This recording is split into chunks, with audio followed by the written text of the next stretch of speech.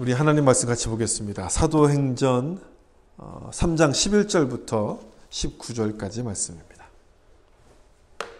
3장 11절부터 19절까지 우리 한 절씩 교독하겠습니다. 나은 사람이 베드로와 요한을 붙잡으니 모든 백성이 크게 놀라며 달려나아가 솔로몬의 행각이라 불리우는 행각에 모이거늘 이스라엘 사람들아 이 일을 왜 놀랍게 여기느냐 우리 개인의 경능과 경건으로 이 사람을 걷게 한 것처럼 왜 우리를 주목하느냐. 아브라함과 이삭과 야곱의 하나님 곧 우리 조상의 하나님이 그의 종 예수를 영화롭게 하셨느니라. 너희가 그를 넘겨주고 빌라도가 놓아주기로 결의한 것을 너희가 그 앞에서 거부하였으니 너희가 거룩하고 의로운 일을 거부하고 도리어 살인한 사람을 놓아주기를 구하여 생명의 주를 죽였도다. 그러나 하나님이 죽은 자 가운데서 그를 살리셨으니 우리가 이 일의 증인이라. 그 이름이 너희가 보고하는 이 사람을 성하게 하였나니 예수로 말미암아 난 믿음이 너희 모든 사람 앞에서 이같이 완전히 낫게 하였느니라. 형제들아 너희가 알지 못하여서 그리하였으며 너희 관리들도 그리한 줄 아노라. 그러나 하나님이 모든 선지자의 입을 통하여 자기의 그리스도께서 고난받으실 일을 미리 알게 하신 것을 이와 같이 이루셨. 같이 읽겠습니다. 그러므로 너희가 회개하고 돌이켜 너희 죄 없이 함을 받으라. 이같이 하면 새롭게 되는 날이 주 앞으로부터 이를 것이요. 아멘. 베드로의 솔로몬 행각 설교란 제목으로 말씀을 나누겠습니다. 이 전도 폭발 훈련을 만든 제임스 케네디 목사님이 이런 얘기를 했습니다.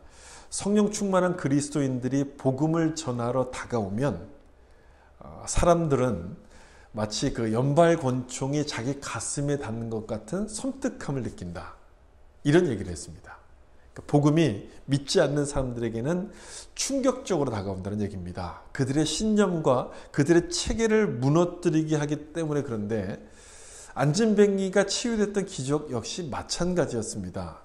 지난주에 말씀드린 것처럼 이 사건은 예수님께서 성전의 주인이 되심을 나타내신 그런 사건 아닙니까? 성전을 유대인들이 그토록 자랑하던 성전은 안진뱅이에게 아무것도 해주지 못했습니다. 그런데 예수의 이름으로 일어나 걸으면서 예수님이 성전보다 더 크신 분, 성전의 머리가 되시는 분임을 나타내신 겁니다. 성전 체제가 무너진다고 느꼈던 유대인들 입장으로서는 위기의식을 느낀 거죠. 그래서 이 종교 지도자들이 교회를 막 핍박하기 시작합니다. 이때부터. 하나님을 믿는다고 하지만 복음의 의미가 뭔지를 이해하지 못하는 사람에게는 하나님의 기적조차 나를 공격하는 위협으로 느끼기 때문에 그렇게 되는 거죠. 그래서 베드로가 나서서 이 사건의 의미를 설명하게 됩니다. 그 내용이 이제 우리가 읽었던 본문의 내용인데 그 중에서 11절을 좀 보시면 나은 사람이 베드로와 요한을 붙잡으니 모든 백성이 크게 놀라며 달려나아가 솔로몬의 행각이라 불리는 행각에 모이거늘. 여기 보시면 크게 놀랐다는 말이 나옵니다. 그 앞에 10절에서도 놀랐다는 말이 나오거든요. 왜 놀라는 겁니까? 사람들이 놀라는 이유는 한 가지입니다. 예상하지 못한 일이 벌어지기 때문에 놀라는 겁니다. 성전 앞에서 구걸하던 이 안진뱅이가 일어날 거라고는 아무도 예상을 하지 못했는데 일어난 겁니다. 그래서 놀란 거죠. 지금 이 놀란 사람들이 여러분 어떤 사람들입니까? 이 사람들은 그 시간에 성전에 기도하러 왔던 유대인들입니다. 굉장히 경건한 사람들이죠. 그 시간에 기도하러 올 정도로 굉장히 경건한 유대인들이었기 때문에 크게 놀란 거예요. 무슨 얘기냐면 하나님께서 기적을 주신다고 하면 자기들 같은 사람에게 주신다고 생각한 거죠. 이 사람들은요. 자기들처럼 경건한 사람에게 주셔야 되는데 구걸하고 있던 이 안진뱅이에게 기적이 일어났으니 이게 도대체 무슨 일이냐 이렇게 깜짝 놀란 겁니다. 그래서 솔로몬의 행각으로 막 모여든 거예요. 그 당시 랍비들이 그 하나님의 말씀을 가르치던 장소가 솔로몬의 행각이었거든요. 근데 이 일이 도대체 누구에게부터 일어난 것인가 기적의 근원을 알고 싶어서 베드로에게 몰려온 겁니다. 베드로가 이 일을 행했다고 생각해서 베드로를 중심으로 이렇게 모였던 것이죠. 이때 베드로가 솔로몬 행각의 설교를 시작하게끔 됩니다. 이 설교 내용은 뭐 사도행전 2장에 나왔던 오순절 설교와 크게 다르지 않습니다. 같은 맥락인데 오늘 이 설교를 통해서 우리에게 어떤 교훈을 주시려고 이 설교를 기록하고 있는 것인가, 그 내용을 좀 살펴보려고 하는데요. 첫 번째는 기적의 근원을 설명합니다. 누가 이 기적을 행하셨는지를 베드로가 설명하게 되는데, 여기 12절 말씀을 좀 보세요. 12절 보시면 같이 한번 읽어볼까요? 베드로가 이것을 보고 백성에게 말하되 이스라엘 사람들아, 이 일을 왜 놀랍게 여기느냐? 우리 개인의 권능과 경건으로 이 사람을 걷게 한 것처럼 왜 우리를 주목하느냐? 이렇게 베드로가 이야기합니다. 자기를 주목하는 사람들을 향해서 베드로가 이렇게 말을 해요. 왜 이 일을 놀랍게 여기느냐? 또 하나는 왜 우리를 주목하느냐? 두 가지를 지금 질문하면서 이들의 오해를 풀어주려고 합니다. 첫 번째 질문을 보세요. 왜 이 일을 놀랍게 여기느냐? 이렇게 무슨 뜻입니까? 놀라면 된다는 겁니까? 안 된다는 겁니까? 안 된다는 얘기예요. 놀라면 안 된다. 조금 전에 말씀드린 것처럼 사람들이 놀라는 이유는 예상하지 못한 일이 벌어지기 때문에 놀라는 겁니다. 하나님이 기적을 일으키신다면 자기들 같은 경건한 사람들에게 기적을 일으키신다고 생각을 했는데 안진뱅이에게 일으키니까 이게 놀란 거죠. 이 안진뱅이는 축복을 받은 사람이 아니라 저주받은 사람, 벌받은 사람이라고 생각을 했거든요. 그리고 이 유대인들은 이 안진뱅이가 성전 앞에서 앉아서 구걸하던 사람인 것을 날마다 봤습니다. 매일매일 봤던 사람이에요. 근데 그가 일어나서 걷고 뛰는 거예요. 이 사람이 일어날 거라고는 도무지 생각을 하지 못했던 거예요. 절대로 일어날 수 없는 사람이라고 생각했습니다. 40년 동안 앉아서 구걸했던 사람이라면 여러분 그렇게 생각하는 건 당연하지 않습니까? 하나님도 저 사람은 못 고쳐. 아마 그렇게 생각했을 거예요.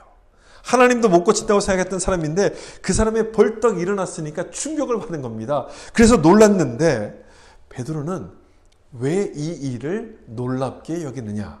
그렇게 얘기합니다. 놀라면 안 된다는 것이죠. 놀라면 안 되는 이유가 뭐냐? 이 사람들은 스스로를 선민이라고 여겼던 사람들이었기 때문에 그렇다는 겁니다. 12절에서 베드로가 뭐라고 부릅니까? 베드로가 이것을 보고 백성에게 말하되 이스라엘 사람들아, 이렇게 부르고 있어요. 이스라엘 사람들아. 이스라엘 사람은 어떤 사람이에요? 하나님의 역사와 기적을 경험한 사람 아닙니까? 다른 사람들은 한 번도 경험해보지 못했던 그 놀라운 기적을 경험했던 사람들이에요. 이런 역사와 믿음의 유산을 갖고 있던 사람들인데 안진뱅이가 일어났다는 것으로 놀라면 되겠습니까? 안 되는 거죠. 놀라면 안 되는 거예요. 놀란다는 얘기는 하나님에 대한 무지, 불신 이런 것들을 뜻하는 것이기 때문에 하나님에 대한 믿음을 가지라는 뜻에서 지금 베드로가 이야기하는 겁니다. 두 번째 질문은 왜 우리를 주목하느냐 이렇게 물었죠. 이 말 역시 이들의 무지를 지적하는 그런 얘기입니다. 스스로 선민이라고 여기면서 믿음의 유산을 자랑했습니다. 믿음의 유산을 자랑할 정도라면 하나님을 봐야 되는 거잖아요. 그런데 하나님 대신 베드로를 지금 쳐다보고 있어요. 자기들의 믿음의 유산이 뭔지를 기억하지 못하고 있다는 거예요. 역사에 대한 믿음의 유산에 대해서 무지하고 있다는 겁니다. 그래서 이들의 무지와 불신을 지금 지적하는 말이에요. 만약 이들에게 믿음이 있었더라면 이 일을 행하신 하나님을 찬양했을 겁니다. 안진뱅이가 일어났을 때 누구를 막 찬양했습니까? 하나님을 찬양했잖아요. 이 안진뱅이를 통해서 그걸 가르쳐주고 있음에도 불구하고 이 사람들은 베드로를 지금 보고 있어요. 베드로. 눈에 보이는 대로만 보고 그것만 믿고 있기에 이 기적은 내가 한 것이 아니라 하나님께서 하셨다는 것, 나를 통해 주님이 하셨다는 것을 베드로가 분명히 이야기하고 있는 겁니다. 베드로가 아주 멋지게 지금 이야기하고 있는 것 같지만 실은 이렇게 말하는 게 얼마나 어렵다는 것을 우리는 잘 압니다. 사람들이 나를 주목하기 시작하고 나에게 막 박수를 쳐주고 있을 때 내가 한 게 아니라 주님이 하신 겁니다. 여러분 이 말 하는 게 쉽습니까? 쉽지가 않아요. 처음에는 아마 그렇게 할 거예요. 처음엔 그렇게 하지만 점점 시간이 가면 갈수록 박수 받는 것을 좋아하기 시작합니다. 그래, 나에게도 능력이 있으니까, 내가 이만큼 할 수 있으니까 하나님이 날 사용하시는 거지. 어깨가 으쓱해지기 시작하면서 그 박수를 내가 받으려고 하는데 베드로를 보세요. 베드로가 뭐라고 이야기합니까? 왜 우리를 주목하느냐? 주님께로 영광을 지금 돌리고 있어요. 이 기적의 근원이 주님께 있다는 것을 아주 분명히 말씀하고 있는 거죠. 여러분 이 모습은 우리도 배워야 되는 모습 아니겠습니까? 사람들이 나에게 박수를 쳐준다고 하면 왜 나를 주목하느냐? 얼른 뒤로 물러나면서 주님께 그 영광을 돌려야 되는 거예요. 세례 요한처럼 주님은 흥하셔야 되고 나는 쇠하여야 하리라. 내가 낮아지고 주님이 드러나게 될 때 내가 높아지게 된다는 사실을 기억하셔야 되는 겁니다.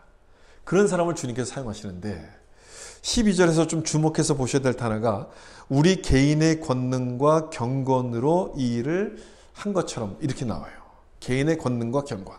이걸로 한 것이 아니다라는 것을 지금 베드로가 설명하려고 하는 말이지만 저는 하나님이 그것 때문에 베드로를 사용하셨다라고 생각합니다. 그걸 보시고. 왜냐하면 권능이라는 것은요. 하늘의 영광, 하늘의 능력을 말하는 것이고 경건은 예수님을 닮아가는 성품을 말하는 거거든요. 이 둘의 균형을 맞췄기 때문에 하나님이 베드로를 사용하셨을 거예요. 균형을 맞췄기 때문에. 근데 이 균형을 맞추는 건 정말 어렵습니다. 참 어려워요. 권능이 있으면 경건이 부족할 때가 참 많거든요. 그렇게 되면 일을 잘해요. 권능이 있으니까 일을 잘해서 박수를 받지만 그 박수를 내가 받아갑니다. 내 걸로 가져가요.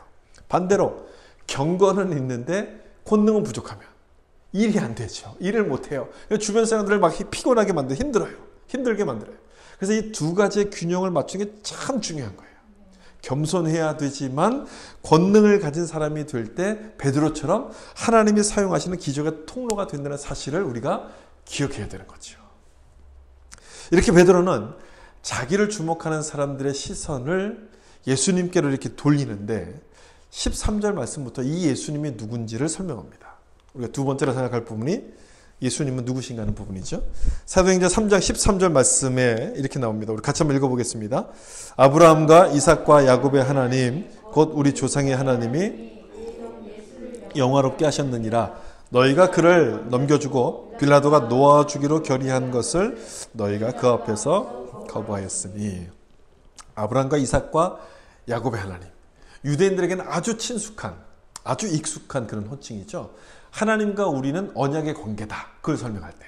하나님이 우리에게 언약을 주셨다는 그 구약의 하나님을 설명할 때 늘 등장하는 표현인데 베드로는 이 하나님을 예수님과 연결시킵니다. 예수님과 연결시켜요. 그 당시 예루살렘에 살던 유대인들은 예수님을 어떻게 생각했냐면 스스로 하나님의 아들이라고 이야기하는 참남한 자, 신성 모독죄를 범한 자, 그리고 성전을 무너뜨리면 내가 사흘에게 지겠다라고 이야기하면서 성전 체제를 무너뜨리려고 했던 선동가, 정치 선동가 이렇게 생각했습니다. 그래서 이런 제목을 가지고 예수님을 십자가에 못 박아 죽게 만든 것 아닙니까? 근데 베드로는 그게 아니라는 것을 지금 여기서 설명하는 거예요. 그게 아니라는 것. 이 13절 중간쯤 보면 그의 종 예수를 그렇게 되어 있어요. 하나님이 보낸 종 예수. 그러니까 하나님이 보낸 자라면 스스로를 가리켜서 하나님의 아들로 부른다고 할지라도 그게 어떻게 신성 모독죄에 해당될 수 있겠습니까? 우리 한글 성경에서는 그의 종 이렇게 되어 있는데 영어 성경에서는 여러 가지 번역들이 많은데 그중에 킹 제임스 버전을 보면요. 그의 아들 예수 이렇게 번역합니다. 그의 아들. 이 종이란 얘기는 그의 아들이라는 그런 의미란 얘기예요. 그리고 성전을 헐라고 한 것 때문에 이 사람들이 십자가에 못 박아 죽이지 않았습니까? 성전을 헐라는 그 말씀은 성전의 진짜 주인이 누군지를 알려주시려는 그런 말씀이었습니다. 따라서 예수님은 하나님의 뜻을 이루기 위해서 이 땅에 오신 하나님의 아들이라는 겁니다. 그런데 이 유대인들이 어떻게 합니까? 이 하나님의 아들을 아브라함과 이삭과 야곱의 이름으로 죽입니다. 하나님이 보낸 종을 하나님의 이름으로 죽이는 죄를 범한 거예요. 13절 하반절에 바로 그 죄를 지적하죠. 빌라도가 놓아주기로 결의한 것을 너희가 거부했다. 하나님을 모르는 로마 사람 빌라도조차도 예수님이 무죄인 것을 알고서 놓아주려고 했는데 하나님의 백성이라고 했던 이 유대인들이 그걸 거부하는 거예요. 하나님의 백성이 거부해요. 여러분 참 이게 말이 되는 얘기입니까? 말이 안 되는 얘기잖아요. 믿음의 좋은 조건, 믿음을 갖기 아주 좋은 최상의 조건을 가졌음에도 불구하고 이 예수님을 거절하는 일들이 벌어진 거예요. 이 유대인들에게. 지금도 이런 일들은 많이 벌어지죠. 예수님을 중간에 믿었던 사람들은 모태신앙을 굉장히 부러워하는데 모태신앙을 가졌음에도 불구하고 교회를 다니지 않거나 자기 식구 중에 목사가 있다고 목사님이 있다고 막 자랑을 하면서도 자기 자신은 예수님을 믿지 않는 사람들이 있습니다. 믿음의 좋은 조건을 가졌음에도 불구하고 예수님을 믿지 않는 거예요. 솔직히 말씀드리면 이런 사람을 다시 교회로 전도하는 게 훨씬 어렵습니다. 아예 모르는 사람을 전도하는 것보다 훨씬 더 어려운 일이에요. 물론 남모를 사정이 있어서 물론 그런 상황까지 있었겠지만 굉장히 참 안타까운 부분이죠. 사람이 사람에게 거절을 당해도 참 마음이 아픈데 우리를 구원하러 오신 주님 대신 예수님이 우리로부터 거절을 당한다면 그 마음이 여러분 얼마나 아프겠습니까? 바로 베드로는 그 부분을 지금 지적하고 있는 거예요. 너희가 그래서 거부했다라고 지적하면서 14절과 15절에 생명의 주를 죽였다고 이야기합니다. 너희가 거룩하고 의로운 일을 거부하고 도리어 살인한 사람을 놓아주기를 구하여 생명의 주를 죽였도다. 그러나 하나님이 죽은 자 가운데서 그를 살리셨으니 우리가 이 일의 증인이라. 하나님의 약속을 위해서 보내준 이 예수님을 거부하고 죽였다는 말씀인데 여러분 여기서 베드로가 강조하고 있는 부분을 잘 보셔야 돼요. 뭘 강조하고 있냐면 누가 거부하고 누가 죽였다 하는 그 부분을 지금 강조하는 겁니다. 누가 거부하고 누가 죽였습니까? 너희가 거부하고 너희가 죽였다. 지금 이 말을 지금 강조하고 있는 거거든요.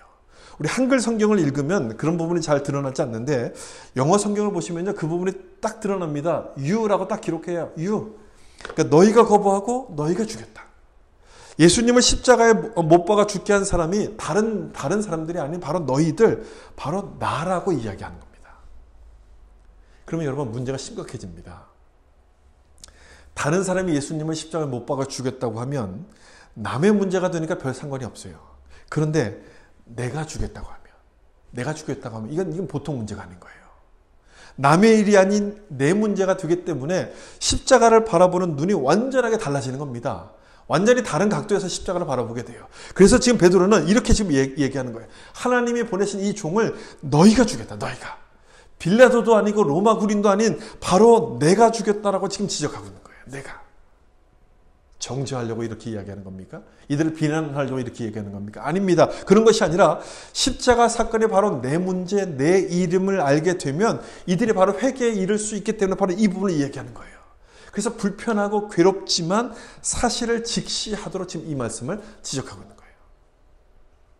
또한 베드로가 십자가 죽음을 지금 여기서 강조하고 있는 것은요. 예수님이 부활하셨기 때문에 그렇습니다. 부활하셨기 때문에. 만약 예수님이 죽어서 죽음으로 끝나버렸다면 이 예수님을 죽게 한 이 사람들은 용서받을 길이 아예 없는 거예요. 그렇지 않습니까, 여러분? 용서받을 길이 없어요. 그런 상황에서 십자가를 강조한다는 것은 이들의 죄책감을 그냥 죄책감을 지적하는 얘기밖에 안 되는 거예요. 그런데 예수님이 지금 부활하시지 않았습니까? 예수님이 부활하셨어요. 부활하셨으니 어떻게 되는 겁니까? 이들의 잘못을 용서받을 수 있는 길이 열리게끔 된 거예요. 저는 부활에 이런 의미가 있다고 해서 전에는 생각하지 못했는데 오늘 본문을 보다가 그 부분을 생각하게 된 거예요. 예수님이 부활하신 것은 이들의 죄를 용서할 수 있는 길을 열어주신 것이구나. 베드로는 이 점을 강조하기 위해서 뭐라고 이야기하냐면 너희가 죽였는데 그 예수님을 누가 살리셨다고 말씀합니까? 하나님이 살리셨다고 얘기해요. 하나님이. 그렇기 때문에 예수님은 어떤 분이냐?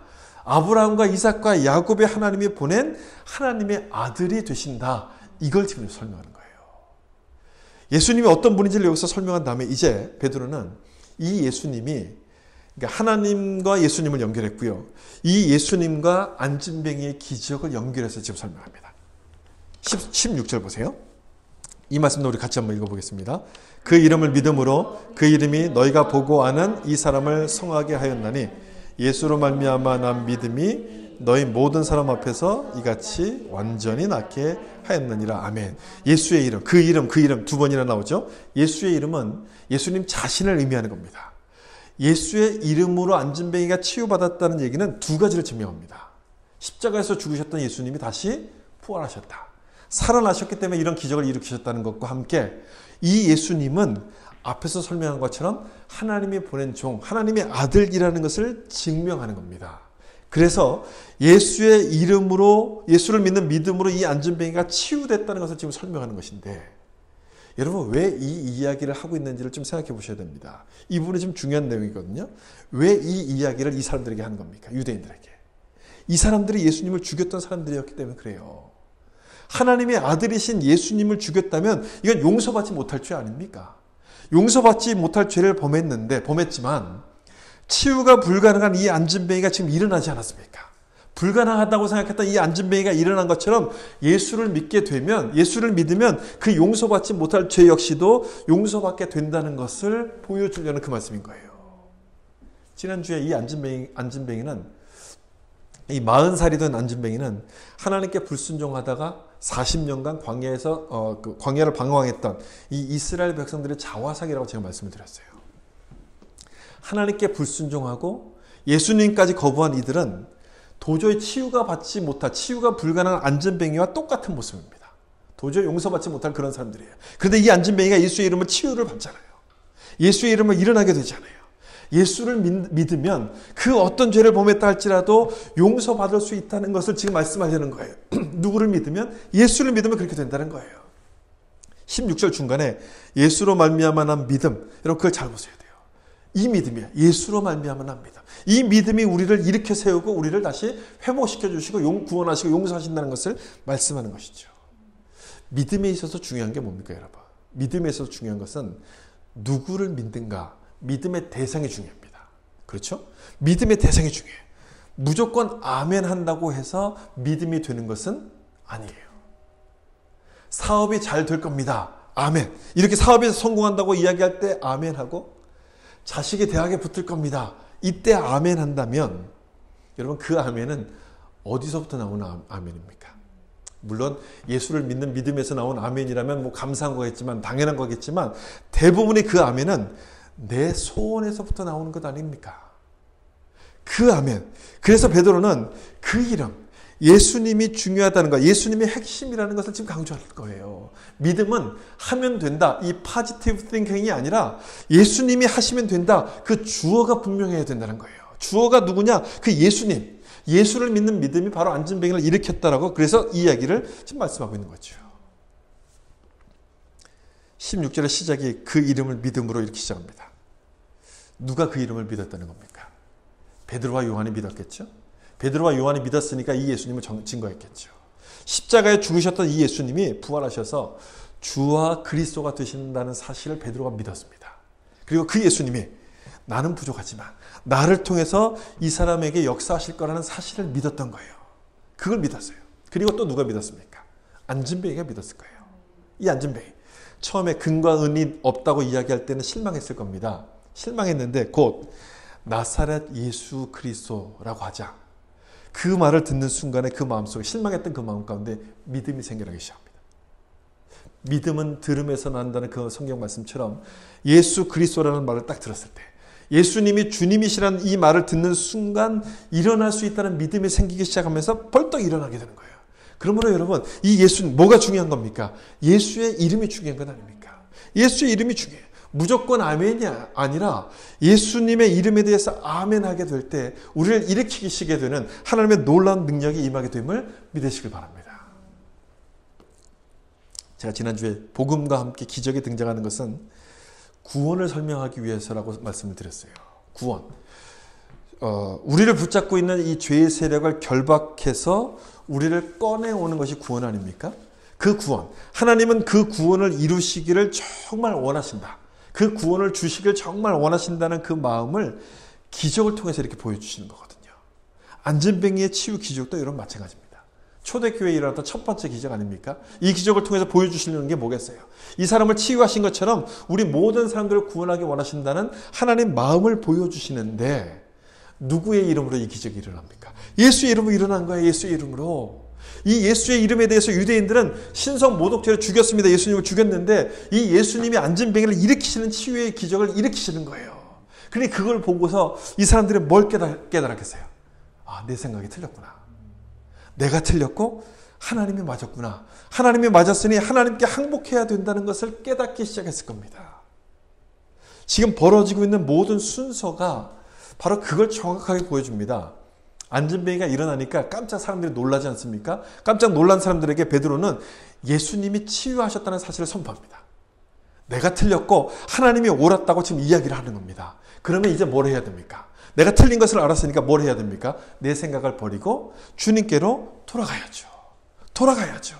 바로 그 말씀이 19절에 나오는 말씀이에요. 같이 한번 19절 말씀 읽어보겠습니다. 시작. 그러므로 너희가 회개하고 돌이켜 너희 죄 없이 함을 받으라.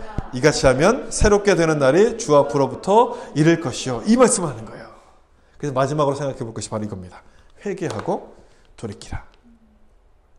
베드로는 안진뱅이가 일어난 기적을 이제는 이 회개하고 연결을 시킵니다. 회개하라고 주신 기적이다. 지금 이렇게 설명하는 거예요. 당연하죠. 그럴 수밖에 없죠. 왜 그러냐면 이 기적이 예수의 이름으로 일어나지 않았습니까? 앞에서 이 예수님이 누군가를 쭉 지금 베드로가 설명했습니다. 하나님이 보낸 종이고 하나님의 아들이고 하나님의 뜻을 이루기 위해서 이 땅에 오셨는데 그걸 알지 못하고 너희들이 이 예수님을 거부하고 죽였다. 그래 뭐가 필요합니까? 뭐가 필요해? 회개가 필요한 거야. 회개가. 회개. 19절의 시작이 그러므로잖아요. 그러므로 이 그러므로는 회개를 해야만 되는 그 이유를 지금 이 앞에서 설명했다. 이 얘기인 거예요. 이런 내용을 볼 때 우리는 회개하는 것이 맞다라고 지금 설명하는 거예요. 그렇다면 여러분 이 회개라는 것이 뭐가 되겠습니까? 무슨 뜻입니까? 어떤 의미입니까? 회개가. 구원을 받는 조건으로서 요구하는 겁니까? 아니면 구원받은 자의 반응으로서 지금 요구를 하는 겁니까? 제가 지난번에도 말씀드렸지만 이 순서가 회개하고 죄사함을 받으라는 순서로 기록은 되어 있지만 그 의미는 죄사함을 받았기 때문에 회개하라는 그런 의미라고 제가 말씀을 드렸어요. 똑같은 말씀인 거예요. 똑같은 말씀이에요. 그러므로 이 앞에서 회개할 이유를 쭉 설명했기 때문에 회개하라. 지금 이 얘기를 한다는 얘기는 뭐냐면 이 회개가 구원을 받은 사람의 반응으로서 회개를 지금 요구하고 있다는 얘기예요. 따라서 회개는 감정적인 게 아니라 행동을 돌이키는 것. 유턴이라고 제가 말씀드렸습니다. 기억나시죠? 회개는 유턴입니다. 돌이키는 거, 돌이키는 거. 내가 살던 삶에서 완전 180도 이렇게 돌아가는 거예요. 회개가 구원받은 자의 반응이라고 하는 것은 이미 앞에서 설명이 나왔어요. 15절 말씀에서 그 무지한 사람들이 예수님을 알아보지 못하고 죽였지만 하나님이 예수님을 다시 부활시키셨다, 살리셨다 이런 말씀이 나왔잖아요. 다시 살리셨다는 것은 부활하셨다는 것은 이들의 죄가 용서받을 수 있는 길을 만들어 주셨다는 뜻이거든요. 하나님은 이들이 구원받기를 원하신다는 거예요. 구원하기를 작정을 하셨다는 얘기입니다. 그래서 구원받은 자의 반응이라고 제가 말씀을 드린 거예요. 근데 여러분 이 점은 생각하면 생각할수록 참 은혜가 되는 점이에요. 누가 피해자고 누가 가해자입니까? 예수님이 피해자고 유대인들이 가해자예요. 이스라엘 백성들이 가해자예요. 근데 이스라엘 백성들 가해자에게 회개하고 돌이키라고 지금 말씀하고 있어요. 여러분 가해자가 돌이킨다고 해서 용서가 되는 겁니까? 화해가 이루어지는 겁니까? 아니죠. 피해자가 이 사람들을 받아줄, 용서할 준비가 되어 있지 않다면 가해자는 아무리 회개를 한다 할지라도 의미가 없는 거예요. 아무 의미가 없어요. 그렇지 않습니까? 그런데 지금 회개하라고 말씀하는 거예요. 회개하라고 요구한다는 얘기는 용서할 준비가 되셨다는 거예요. 받아주실 준비가 됐다는 거예요. 따라서 성경이 말씀하고 있는 회개는 어떤 의미냐면 구원받는 조건으로서 말씀하는 것이 아니라 구원받은 자의 반응으로서 말씀하고 있는 거예요. 우리를 사랑하셔서 우리를 구원하기 원하시는 그 하나님의 사랑 때문에 회개하고 돌이키라. 지금 이렇게 말씀하고 있다는 거예요. 여기까지는 지난번 오순절 설교의 내용과 같은 내용입니다. 근데 그 다음, 이번 설교에서 베드로는 그 다음을 이야기하는데 이 회개를 좀 더 큰 그림에서 보도록 그 다음 말씀에서 이 얘기를 합니다. 19절 하반절에 여기 하반절에 보면 이같이 하면 회개하면 새롭게 되는 날이 이른다 이런 말씀이 나요. 새롭게 하는 날이 주 앞으로부터 이른다. 회개의 결과를 지금 이야기하는 것이거든요. 근데 그 날이 언제 옵니까? 새롭게 되는 날이 언제 옵니까? 20절 이어지는 20절 보면 예수님의 재림 때라고 말씀해요. 또 주께서 너희를 위하여 예정하신 그리스도 곧 예수를 보내시리니 예수님의 재림 때 이루어진다는 거예요. 근데 이 예수님의 재림은 지금 당장 이루어지지 않습니다. 지금 당장 이루어지지 않고 천천히 이루어지는데 그 이유가 뭔지를 21절에서 이렇게 설명해요. 같이 한번 읽어보겠습니다.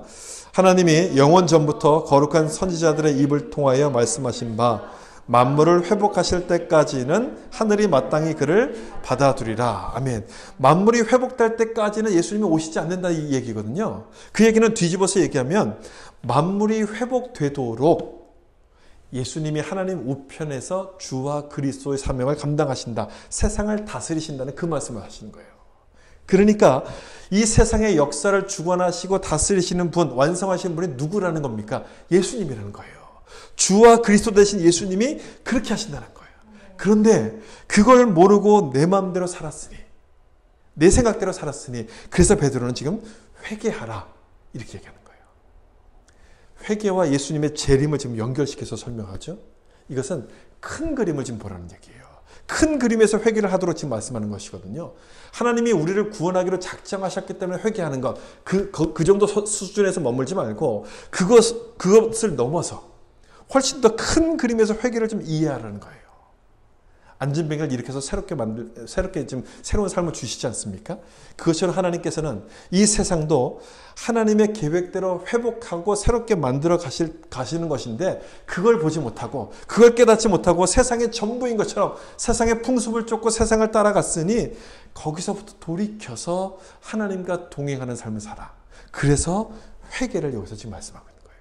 그래서 회개. 다시 말하면 베드로가 지금 여기서 이야기하고 있는 이 회개는 뭐냐면 크게 보라는 뜻이에요. 크게. 내 생각에 묶여서 좁게만 바라보지 말고 역사의 주관자이신 하나님, 그 하나님의 눈으로 볼 수 있도록 큰 눈으로 이 세상을 보라, 이런 뜻의 말씀이에요. 사실 이 부분이 우리에게 약한 부분 아닙니까? 우린 믿음을 너무 작게, 또 믿음을 너무 좁게 봅니다. 안진뱅이의 기적을 보면서 여러분 무슨 생각하셨어요? 아마 대부분 이런 생각하셨을 거예요. 야, 저런 기적이 나에게도 일어난다면, 저런 기적이 나에게도 일어났으면 좋겠다. 그래서 내 영혼이 잘 되고 범사가 잘 되고 이렇게 회복시키시면 좋겠다. 이런 기대를 여러분 하셨을 거예요. 마찬가지입니다. 저도 그렇고요. 물론 누구나 다 이런 생각을 해요. 그런데 21절을 보면 베드로가 이 기적을 어디로 연결을 시키냐면 만물이 회복되는 것, 이렇게 연결시키고 있어요. 이런 큰 눈을 가지라고 베드로가 지금 회개하라고 지금 여기서 말씀하고 있는 거예요. 회개하라는 이유가 바로 그거예요. 그거를 보라고.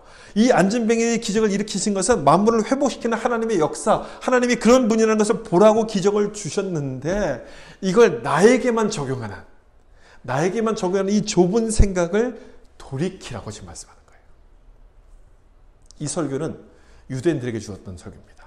그 시간에 성전에 기도하러 왔던 이 경건한 유대인들을 향한 설교예요.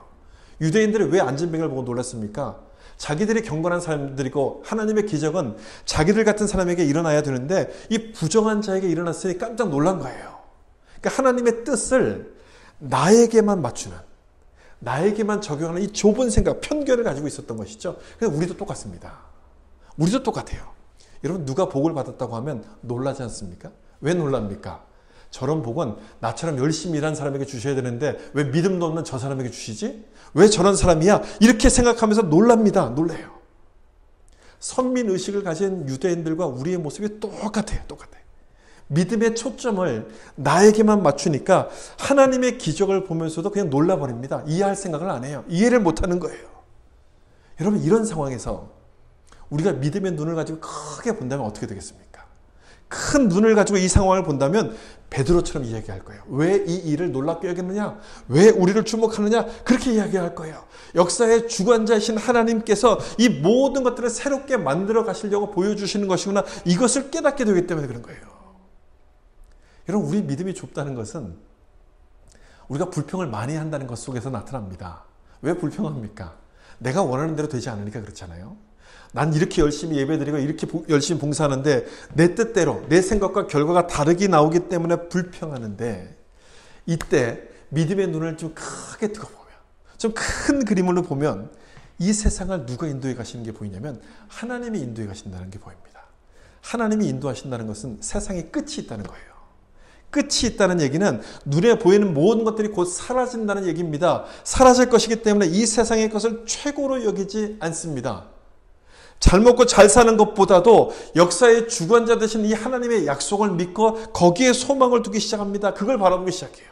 그게 보이면 좀 힘들고 어렵다 할지라도 견딜 수가 있어요. 내 생각대로 되지 않는다 할지라도 감사하게 되고 소망을 잃지 않습니다. 역사의 주관자 되신 하나님께서 내 인생도 그렇게 인도해 가실 것을 믿기 때문에 내 생각대로 되지 않는다고 할지라도 놀라지 않고 사람을 주목하지 않습니다. 왜 우리를 주목하느냐? 사람을 주목하지 않아요. 그래서 베드로는 회개하라고 지금 요청하는 거예요. 그래서 회개하라고. 안진뱅이의 기적을 자기의 편견, 자기의 생각대로 보면서 놀라는 사람들에게 이 기적의 의미가 무엇인지 큰 그림으로 볼 수 있도록 회개하고 돌이키라. 그렇게 지금 여기서 말씀하고 있는 거예요. 그 뒤에 말씀 우리가 읽지 않았지만 여러분 쭉 읽어보시면 모세를 언급하고요. 사무엘을 언급하고 또 아브라함을 언급합니다. 이런 내용들을 쭉 얘기하는 것은 하나님의 계획이 이렇게 컸다. 처음부터 지금까지 이렇게 하나님의 계획을 이뤄가고 계신다는 것을 보여주시려고 그 모든 이야기들을 쭉 하시는 거예요. 그 중에서 25절 아브라함을 언급하시면서 하시는 이 말씀 하반절을 보시면 이스라엘 백성들을 택하신 것이 바로 이것 때문이라고 말씀합니다. 그들을 통해서 땅 위의 모든 족속의 복을 받도록 하기 위해서 택하셨다고 말씀하는 거예요. 땅 위의 모든 족속의 복을 받기 위해서 너희를 택하셨다 이렇게 말씀하는 거거든요. 이스라엘 백성들은 선민이라고 생각했습니다. 선택받은 민족, 특권이라고 생각했습니다. 근데 하나님 말씀은 뭐냐면 특권을 가졌으면 그만큼의 책임이 따른다는 것을 말씀하는 거예요. 그런데 그걸 모르고 우리가 선민이라고만 자랑했으니 그 모습을 자랑했으니 그 모습으로 또 회개하고 돌이키라 이렇게 지금 말씀하는 거예요. 여러분 회개가 그런 의미라면 우리는 어떻습니까? 우리도 회개해야 되는 것 아닙니까? 우리에게도 동일하게 회개해야 되는 말씀이 우리에게 주시는 말씀 아니겠습니까? 우리도 하나님의 은혜로 구원을 받았습니다. 은혜로 구원받았다는 것은 특권을 입었다는 거예요. 특권을 입은 것은 그만큼의 책임을 감당해야 되는데 여러분 그 책임을 감당하고 계십니까? 하나님이 세상을 사랑하신 것처럼 우리 주변에 있는 사람들을 사랑하고 그들이 잘되고 그들이 구원받는 것에 대해서 관심을 갖고 계십니까? 그들이 잘되는 걸 보면서 여러분 기뻐하십니까? 아니죠. 우리는 기뻐하기보다 그들이 잘되는 걸 보고 막 배 아파하지 않습니까? 그게 솔직한 우리들의 모습이에요. 유대인들과 똑같아요. 하나님이 보내주신 그 예수님을 보면서 몰랐어요, 누군지를. 그 예수님을 모르고 거부했던 것처럼 우리도 똑같습니다. 예수님을 통해 주신 그 복이 뭔지를 모르고 그걸 거부합니다. 그 세상을 따라가요. 그 예수님을 거부하고 세상을 따라갑니다. 돈을 사랑하고 세상의 가치를 가지고 판단하면서 이 세상이 전부인 것처럼 살아가는 그 모습을 우리도 회개해야 되는 거예요. 돌이켜야 되는 거예요. 하나님이 약속하신 나라는 먹고 마시고 즐기는 게 아니에요. 하나님의 나라는 의와 평강과 희락이라고 말씀하시지 먹고 마시고 즐기는 것이 아니라고 말씀함에도 불구하고 우리는 먹고 잘 사는 것에만 관심을 갖고 있지 않습니까? 그 모습, 우리가 원하는 그 모습이 하나님의 뜻과 다르다는 그 모습을 회개해야 된다는 거예요. 안전병기를 일으키신 것은 바로 그걸 보여줘요. 하나님께서 이 역사를 주관하시는 분이 누군지 이 하나님이신 것을 알고서 나의 좁은 생각에서부터 돌이키라고 이 기적을 우리 가운데 이렇게 보여주시는 거예요. 믿음의 눈을 크게 뜨면 그게 보입니다. 이 세상을 다스리시는 분이 누군지가 보이기 시작해요. 이 기적이 나 한 사람 잘 되라고 주시는 그런 의미가 아니라 그것을 넘어서 세상을 회복하고 치유하시는 분이 하나님이심을 나타내는 증거로서 주셨구나. 그 하나님을 믿으라고 주신 것이구나. 이것이 보이기 시작하는 거예요. 여러분들에도 그것이 보이는 놀라운 은혜가 있기를 축복합니다. 그렇게 믿음의 눈이 열려야지만 이 큰 그림을 볼 수 있게끔 되는 거예요. 편견에 빠져서 예수님을 거부한 이 유대인들처럼 되지 않도록 우리 믿음의 눈을 열어달라고 기도하셔야 돼요. 큰 눈, 믿음의 큰 눈을 열어달라고 여러분 기도하셔야 됩니다. 그렇게 그것이 우리에게 주신 축복임을 여러분 기억하셔서 믿음이 깊어지면 하나님의 뜻을 깨닫고 하나님께 순종할 수 있는 여러분 될 수 있기를 예수님의 이름으로 축원합니다. 기도하겠습니다.